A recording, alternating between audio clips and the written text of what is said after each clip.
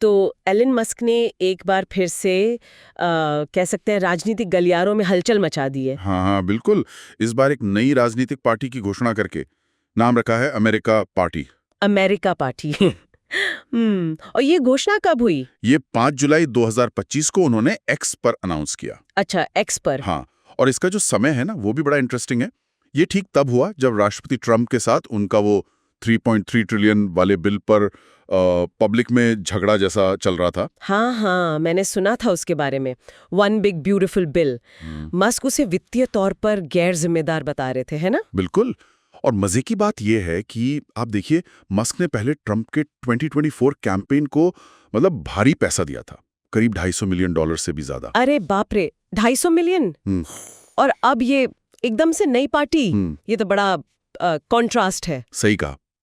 पहले इतना बड़ा सपोर्ट और अब सीधे पॉलिसी पर असहमति और फिर अपनी ही पार्टी। लगता है जैसे वो टेक इंडस्ट्री में करते आए हैं, मतलब स्थापित चीजों को चुनौती देना, अब वही राजनीति में करने की सोच रहे हैं। हाँ, और उन्होंने अपने एक्स पोस्ट में एक पोल का भी जिक्र किया था। अच्छा, क्या था उस पोल में? उसमें करीब 1.2 मिलियन लोगों ने वोट किया था और उनमें से लगभग 65.4% ने कहा कि हाँ, मौजूदा यूनी पार्टी सिस्टम को चुनौती देने के लिए एक नई पार्टी होनी चाहिए। यूनी पार्टी, उनका मतलब शायद रिपब्लिकन और डेमोक्रेट्स दोनों एक जैसे हो गए हैं, ये है? हाँ, मतलब यही कि कई बड़े मुद्दों पर दोनों में कोई खास फर्क नहीं रह गया है या वो अंदर खाने मिले हुए हैं, ये उनका तर्क है। तो चलिए इसी पर आज हम थोड़ी गहराई से बात करते हैं।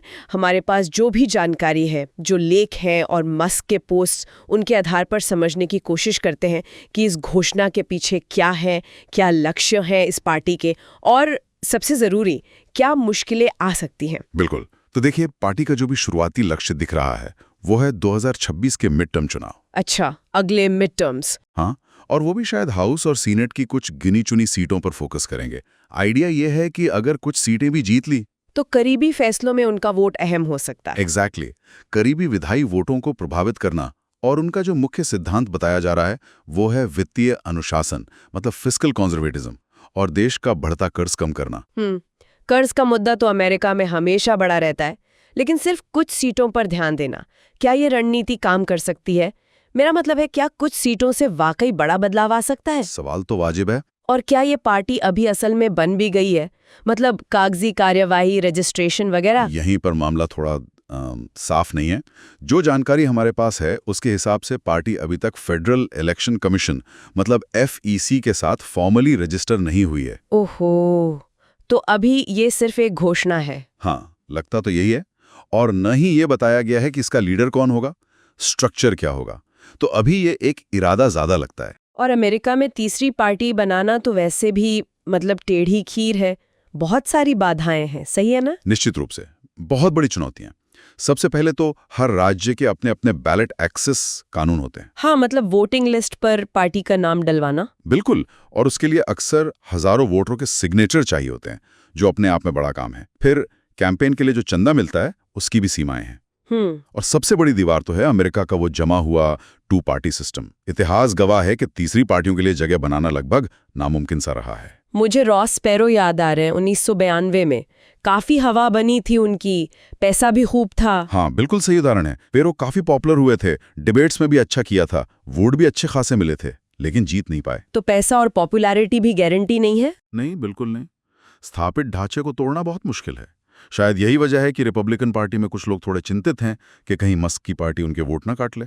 हाँ, ये डर तो होगा ही, लेकिन क्या सब लोग इसे नेगेटिव ही देख रहे, या कुछ पॉजिटिव रिएक्शन भी आए हैं? नहीं, कुछ पॉजिटिव बातें भी हुई हैं। जैसे एंड्रू यांग है ना, जो पहले खुद भी तीसरी पार्टी की कोशिशों से जुड़े रहे हैं। हाँ, उन्होंने कहा है कि वो मस्क के साथ इस मुद्दे पर सहयोग करने में इंटरेस्टेड हैं। अच्छा, तो कुछ लोग साथ आने को तैयार भी हो सकते हैं। संभावना तो है। तो अगर हम सब बातों को समेटे तो मस्क का प्लान बहुत एम्बिशियस है, अमेरिकी राजनीति में एक नया विकल्प देना चाहते हैं, खासकर वो वित्तीय जिम्मेदारी वाले मुद्दे पर। हाँ, इरादा तो बड़ा है। लेकिन उनके सामने जो चुनौतियां हैं वो भी किसी पहाड़ से कम नहीं है, ऐतिहासिक, कानूनी, ढांचागत, सब कुछ। सही कहा। अब सवाल यही है कि क्या मस्क का जो अपना प्रभाव है, उनके पास जो रिसोर्सेज हैं और शायद उनका जो अलग सोचने का तरीका है, क्या वो इन बाधाओं को पार कर पाएगा? ये देखने वाली बात होगी। और यहीं पर हम अपने सुनने वालों के लिए एक सवाल छोड़ जाते हैं।